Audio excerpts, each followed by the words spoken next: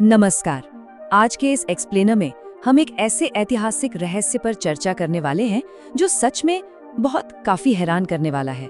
हम बात कर रहे हैं इंडस रीजन यानी सिंधु क्षेत्र की प्राचीन वास्तुकला की। देखिए, एक ऐसी जगह जहां मानवता की सबसे पुरानी सभ्यताओं ने जन्म लिया, वहां वक्त के साथ क्या बचा और क्या हमेशा के लिए मिट्टी में मिल गया। एक ऐसी विरासत जो किसी जमाने में आसमान छूती थी, आज बिल्कुल खामोश है। तो आइए इस खामोशी को थोड़ा करीब से समझते हैं। अब सबसे बड़ा सवाल ये उठता है कि जिस जगह पर वैदिक धर्म की नींव रखी गई, जो आज पाकिस्तान का हिस्सा है, वहां आज प्राचीन और विशाल मंदिर ना के बराबर क्यों हैं? सोचिए जरा, जबकि उसी धर्म से जुड़े असंख्य मंदिर भारत के बाकी हिस्सों में सदियों से सीना ताने खड़े हैं। आखिर ये इतना बड़ा विरोधाभास क्यों? चलिए इस डीप ऐतिहासिक रहस्य की तह तक पहुंचते हैं। तो इस चर्चा में हम क्या क्या कवर करेंगे? हम शुरुआत करेंगे इन लुप्त प्राचीन मंदिरों की भौगोलिक स्थिति से।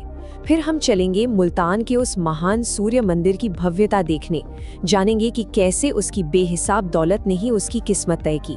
फिर तबाही और पुनर्निर्माण के एक लंबे चक्र को समझेंगे और आखिर में देखेंगे कि ये सब इतिहास के पन्नों में कैसे सिमट गया। चलिए शुरू करते हैं। पहला हिस्सा है द मिसिंग एंशिएंट टेम्पल्स, एक भौगोलिक विसंगति। इस पूरी कहानी का बेस बनाने के लिए हमें सबसे पहले भारतीय उपमहाद्वीप के नक्शे पर एक नजर डालनी होगी, क्योंकि जैसा कि हम जानते हैं, भूगोल ही अक्सर इतिहास की दिशा तय करता है। अब इस नक्शे को देखिए। अगर हम साउथ की तरफ जाएं, तो दक्षिणी हिस्सा मुख्य आक्रमण मार्गों से काफी दूर था। विंध्य पर्वत श्रृंखला और वहां के घने जंगलों ने एक नेचुरल दीवार, एक शील्ड का काम किया। इस वजह से वहां के विशाल मंदिर सुरक्षित रहे और वक्त के साथ बढ़ते गए। लेकिन उत्तरी और पश्चिमी हिस्से, ये बिल्कुल डायरेक्ट इन्वेजन रूट्स पर थे। खैबर पास जैसे मार्गों से आने वाली सेनाओं के लिए ये क्षेत्र सबसे पहला टारगेट होते थे। सदियों तक लगातार हमले हुए, लूटपाट हुई, जिसका नतीजा ये निकला कि इन क्षेत्रों में बड़े धार्मिक स्थलों का एक बहुत ही व्यापक विनाश हुआ। एक बार जो इमारत टूटी, उसके बचने का चांस लिटरली 0 हो गया। दूसरा हिस्सा देखते हैं, grandeur of the sun temple. इस नुकसान का आकार आखिर कितना बड़ा था, इसे प्रॉपर्ली समझने के लिए हमें चलना होगा प्राचीन मूल स्थान यानी आज के मुल्तान की तरफ। एक ऐसी जगह जहां एंशिएंट वर्ल्ड की सबसे शानदार इमारतों में से एक गर्व से खड़ी थी। संस्कृत में मूला स्थाना का सीधा सा अर्थ है ओरिजिनल अबोर्ड यानी मूल स्थान। मध्यकाल से भी बहुत पहले मुल्तान को वैदिक संस्कृति का एक अत्यंत पवित्र केंद्र माना जाता था। एक ऐसे दौर की कल्पना कीजिए जब ट्रैवल करना कितना मुश्किल होता था, राइट? फिर भी पूरे उपमहाद्वीप से हजारों श्रद्धालु कठिन और खतरनाक रास्ते तय करके यहाँ आते थे। किस लिए? सिर्फ इस विशाल सूर्य मंदिर के एक दर्शन के लिए। ये सिर्फ ईंटों और पत्थरों का ढांचा नहीं था, ये लोगों की आस्था का एक बहुत बड़ा एपिसेंटर था। और देखिए, ये कोई सुनी सुनाई कहानियां नहीं हैं। हमारे पास इस जगह का एकदम ऑथेंटिक, आंखों देखा हाल मौजूद है। 641 AD में चीनी यात्री xuanzang जब भारत आए, तो उन्होंने इस मंदिर की दौलत और यहाँ की चहल पहल का बहुत ही जीवंत वर्णन किया था। उन्होंने लिखा था कि सूर्य देव की मूर्ति शुद्ध सोने की बनी थी और उस पर दुर्लभ रत्न यानी रेयर जेम्स जड़े हुए थे। वहां संगीत बजता था, जगमगाती रोशनियां थी और फूलों और इत्र की खुशबू हवा में तैरती रहती थी। ये कोई खामोश स्थान नहीं था, बल्कि जश्न, दौलत और श्रद्धा का एक जगमगाता हुआ रूप था।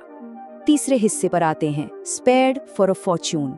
अब आगे क्या होता है? जैसा कि इतिहास में हमने बार बार देखा है, यही अथाह दौलत आक्रमणकारियों के निशाने पर आ गई।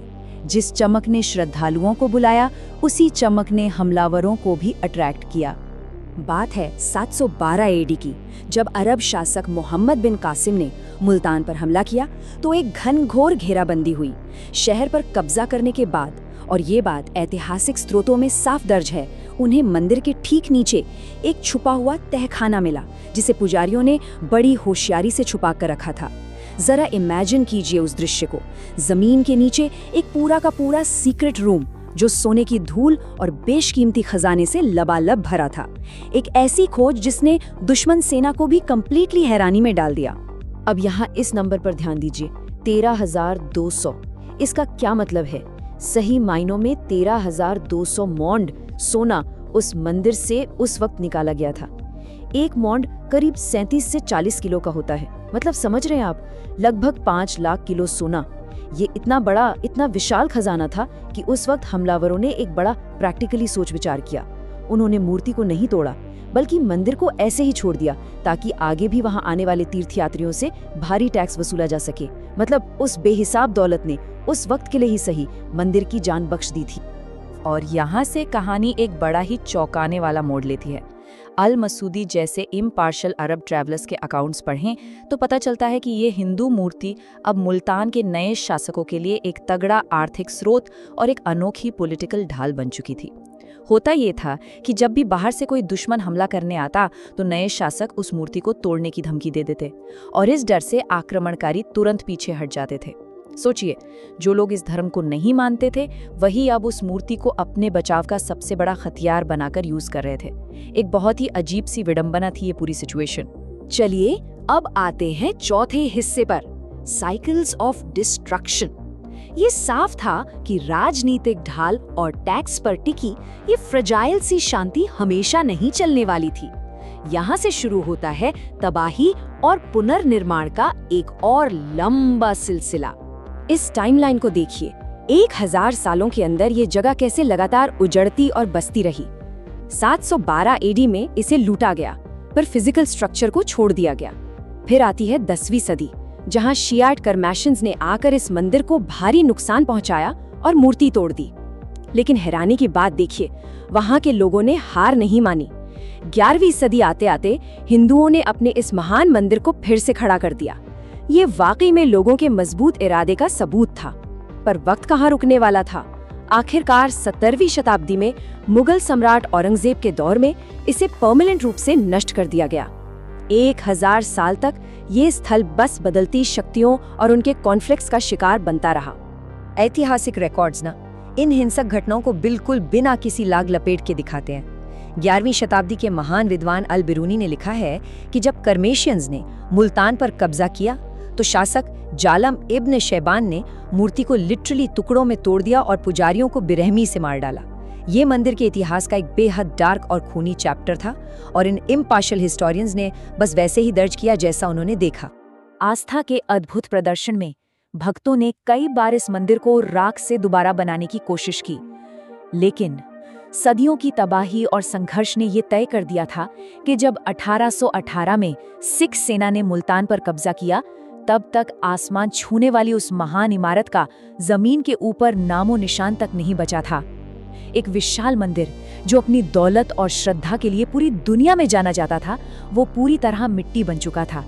आखिरी हिस्से पर आते हैं, फेडिंग इनटू हिस्ट्री। अब थोड़ा मैक्रो लेवल पर देखते हैं। मुल्तान के सूर्य मंदिर की ये ट्रेजेडी ना बस एक बिल्डिंग की कहानी नहीं है, ये उस पूरे रीजन के प्राचीन इतिहास और वास्तुकला का अंत दर्शाती है। स्थिति कुछ ऐसी बन गई कि जो जगह मुख्य रास्तों से काफी दूर थी, दूर दराज के इलाकों में थी, सिर्फ वही बच पाईं। जैसे पंजाब का कटसराज मंदिर या बलूचिस्तान के पहाड़ों में डीपली छुपा हिंगलाज माता मंदिर। वहीं दूसरी तरफ मुल्तान सूर्य मंदिर ले लीजिए, कश्मीर का महान ज्ञान केंद्र शारदा पीठ या प्रहलादपुरी मंदिर। ये लेजेंडरी धरोहरें अब सिर्फ यादों, किताबों और खंडरों में ही बची हैं। इन महान स्थानों को वक्त और आक्रमण ने पूरी तरह निगल लिया। और इसी के साथ हम इस चर्चा के एंड पर आ गए हैं। लेकिन एक डीप सवाल यहाँ जरूर उठता है।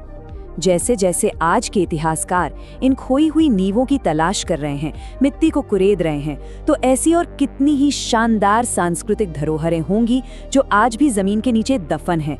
कितनी ऐसी कहानियां हैं जो दोबारा सुनाई जाने का बेसब्री से इंतजार कर रही हैं। धूल के नीचे दबा एक पूरा का पूरा इतिहास। इस बारे में जरूर सोचिएगा। आज के इस एक्सप्लेनर में हमारे साथ जुड़ने के लिए बहुत बहुत शुक्रिया।